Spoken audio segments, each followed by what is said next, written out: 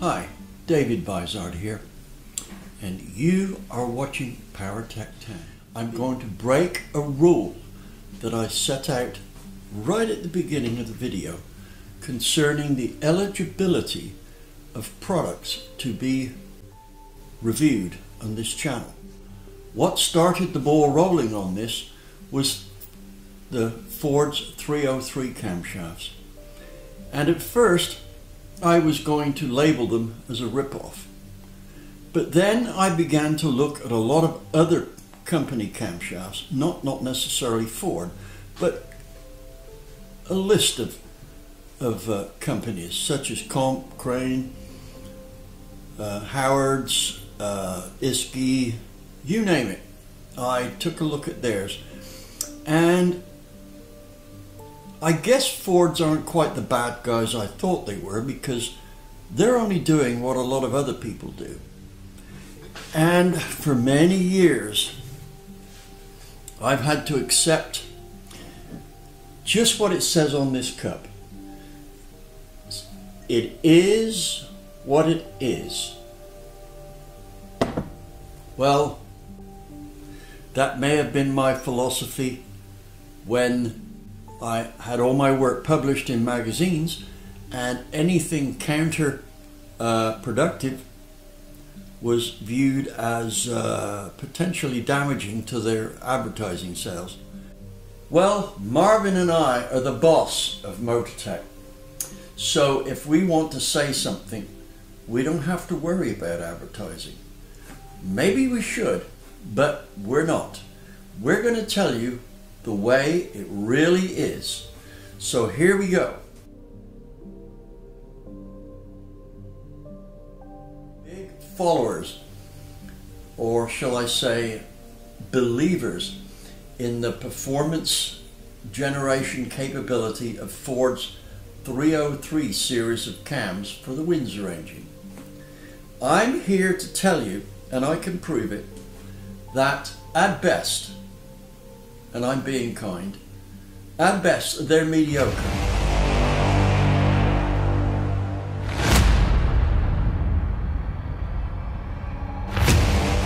I say we're going to ignore mediocre, but the thing is one too many has tweeted, emailed, YouTube, whatever, how great their car went, their 50 or their 351 went with one of Ford's 303 cams. I'm going to make a bet now. They never dynoed them. So let's look into what these cams do or can not do.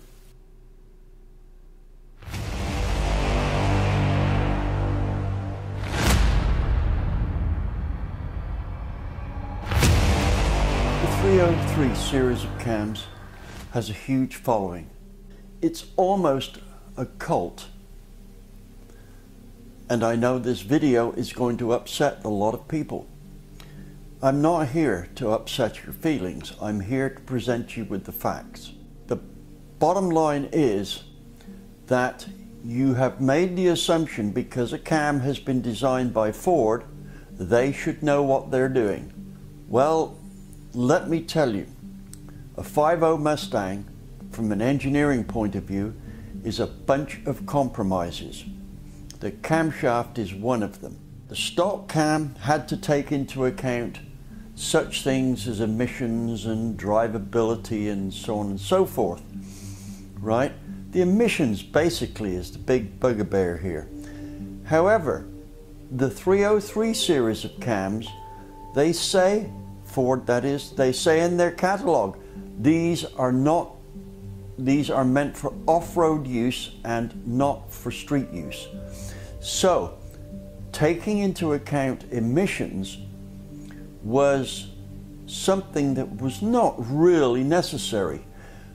It may have had an influence on the more streetable cams, but for a high-performance cam, which was bordering on the race stuff, it should have had no influence whatsoever.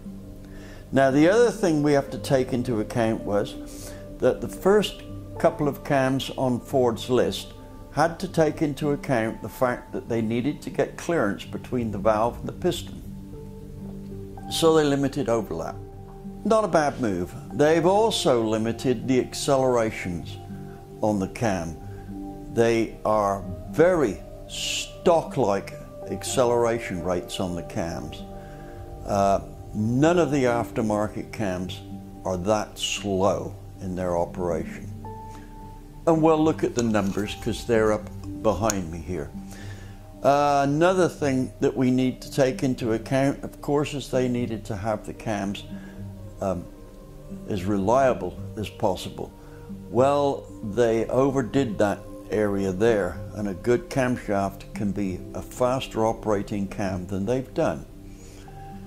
What other factors? Oh yes, it appears that to make up for the fact that these cams have slow operation and minimum overlap to accommodate piston clearance, whether it was a conscious decision or not, I don't know, but somebody made the decision to close the valves later to enhance the top end. The result is these cams have lobe center lines which are not what the engine wants. Now, the other thing is they're quoting timing figures on this like they're setting concrete. I have to tell you here, from my 40 years of testing thousands of camshafts, that this is not the way to go, right? What we need here is camshafts which suit the cylinder heads. The cylinder head dictates the advance the cam has, it dictates the lobe center line it needs, etc. They've gone in with these camshafts with one lobe center line angle per cam for all of their Windsor range of engines. And the bottom line is this: a 351 Windsor, given the same cylinder heads as a 302, will require at least 2 to 3 degrees tighter lobe center line angle. None of that. All of these cams are too wide by a big margin, and we'll look into that now.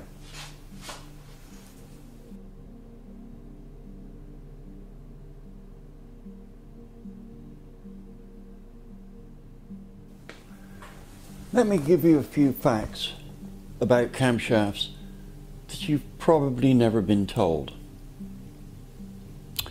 First off, there is this misconception, and it's been so for probably 75 years or more, that the most important event with camshaft timing is the intake closing point. That is not so. The lobe center line angle has an influence over 5 times as much per degree change than the closing point of the intake valve. Now, is that my opinion? Hell no. I don't have an opinion, I have a dyno.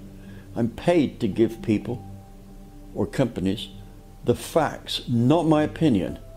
Not unless they ask for it, that is. Another thing, if you don't get the engine to have the right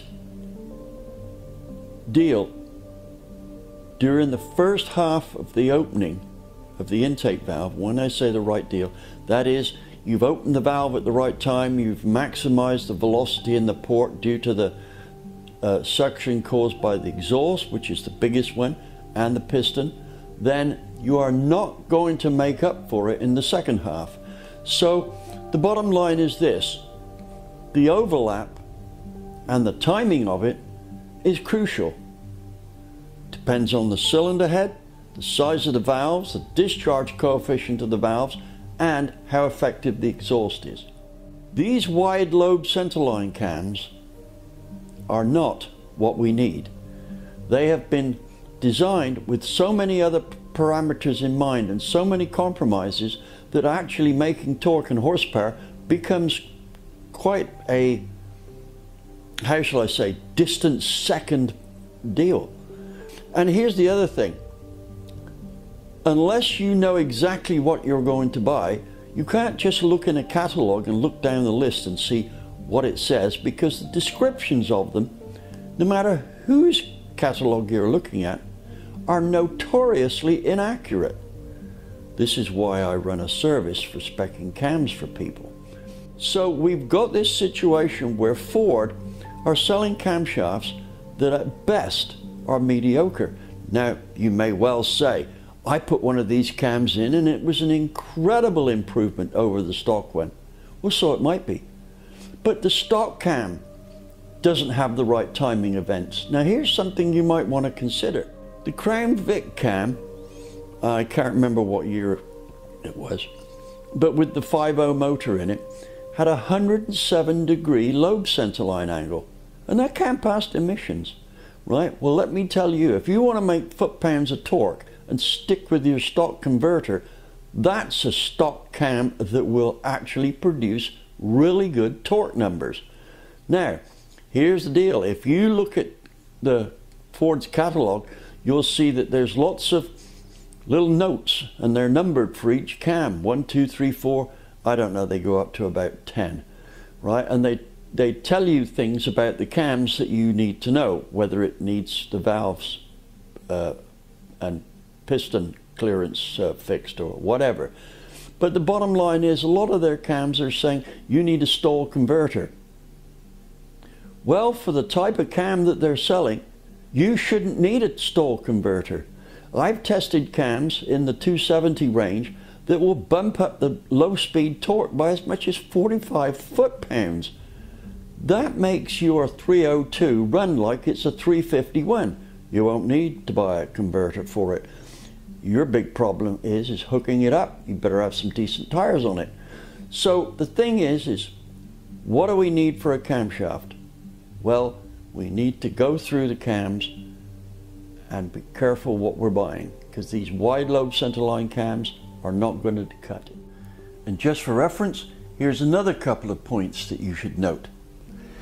It is better to have a lobe centerline angle 2 degrees too tight than 2 degrees too loose. If it's 2 degrees too tight, you may, depending on the amount of overlap there is, lose some idle quality. But over the power range that you'll use, or the RPM range that you'll use going down the drag strip, there'll be no difference in performance. On the other hand, if you have it 2 degrees too loose, you can lose enough power and torque to make a significant difference going down the drag strip. I'm talking 2 degrees too loose. On a 5.0, you may lose 10 or 12 horsepower and 10 to 15 foot-pounds. Right? Can you afford to do that? The 5.0 engine isn't a particularly torquey engine, mostly because it's got parts on it that don't lend themselves to torque. Now, what else have we? Yes, the more accurately you have your cam spec'd out, the less effect advancing and retarding it will have on the power curve. Right? So here's my findings on this. It is better to time the cam in 2 degrees too much advance than 2 degrees too much retard. Again, 2 degrees too much advance will not affect the quarter-mile time. It may affect the idle slightly, but not much, depending on how big a cam you've got. But 2 degrees retarded will affect the quarter-mile time, right? The name of the game, if you're interested in acceleration, is torque first, then horsepower. Before going through any cam specs here, I'd like to make a few relevant points that speed equipment buyers often overlook. Let me give you an example here. I'm sure many of you went to the store, like Harbor Freight, and bought a drill because you thought you needed one. The reality is you didn't need a drill, you needed a hole. Now, in the same vein, this goes for buying a camshaft. You don't actually need a camshaft. What you are after is more torque and horsepower. So if you buy a cam that is less than capable of doing the job, you're paying a lot per horsepower you possibly gain. And in fact, you may actually lose torque with some of these camshafts. So my point is that we need to be aware of what our end goal is. And here's another point that you need to consider. It costs no more money to grind the wrong camshaft than it does the right one. So when you buy the wrong camshaft, you're paying more money per horsepower gained than you could be if you got the right one. So buying the right camshaft should, now I'm going to emphasize the right camshaft should rank high on your priority list. So now let's look at some numbers. Here is our 303 series of cams. That's the B, E, F, X, and Z. As you can see, the durations don't change much between them. The biggest spread we've got is only 8 degrees, right? And Ford are hinting that this is a race camshaft. I can tell you it's as far from a race camshaft as you can imagine. If you are going out racing with this, then for you to win any race, everybody else better have some really bad camshaft. Right, now let's look at the intensity. That's how long in degrees it takes for the lifter to reach 50 thousandths lift from its base circle at 6 thousandths. So there's 50 thousandths, 6 thousandths, right? The 303 is 224 at 50. That's a 60 degree intensity. 220 for the E303 is 62. 62 for the next one, next one, next one. So you can see that none of these cams have a particularly fast opening rate. When we compare it with the stock 276 used in the 8995, that's got a 54 degree hydraulic intensity. Right, now let's look at a Jones cam here, right? This is a cam, and this one, the Isky Mega cams that I've dyno tested in relatively stock motors, and they have produced excellent results. But this cam here, the Jones cam, made 45 foot-pounds more and 45 horsepower more than the stock cam. These cams here barely increase the torque at all, and it's usually at higher RPM, and they lose it at lower RPM. This here increased the torque substantially at every usable RPM, right from idle up, and the vacuum was better. Same with the Isky Mega Cam. Now, why was that so? Why were they so much better? Well, let's have a look and see what the deal is here.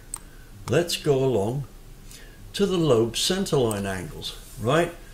Look at this, 114, 110, no degrees advance. This is a manufacturer recommended advance. This is purely guesswork, except this cam here.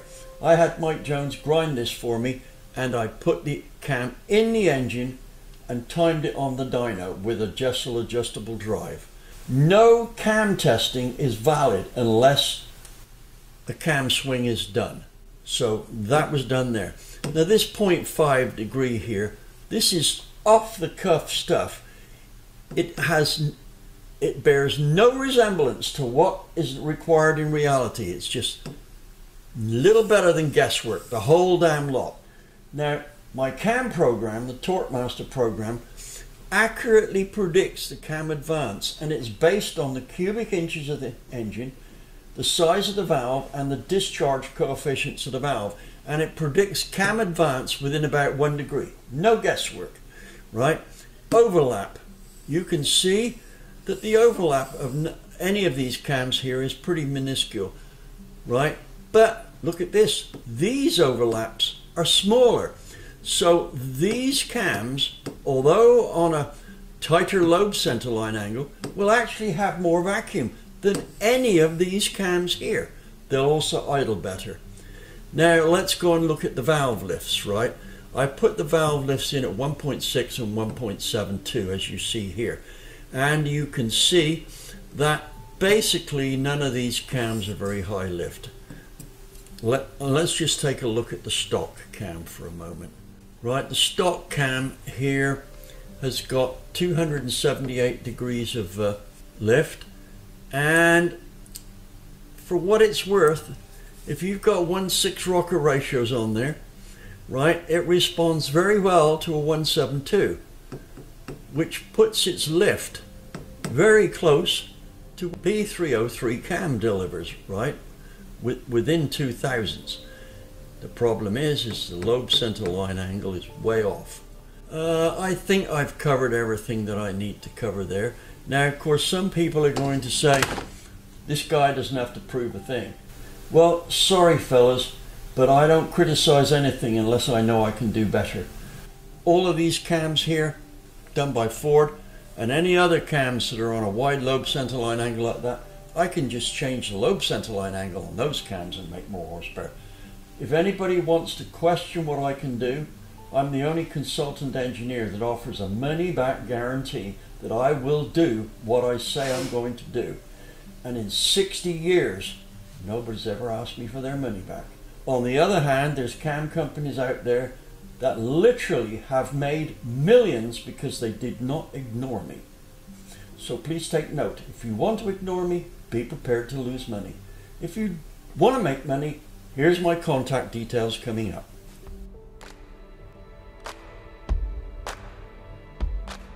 Now, if I didn't do something to rectify the situation so that you can all choose a better cam, you'd be somewhat frustrated. So what I'm going to do is I'm going to have an addendum to this video.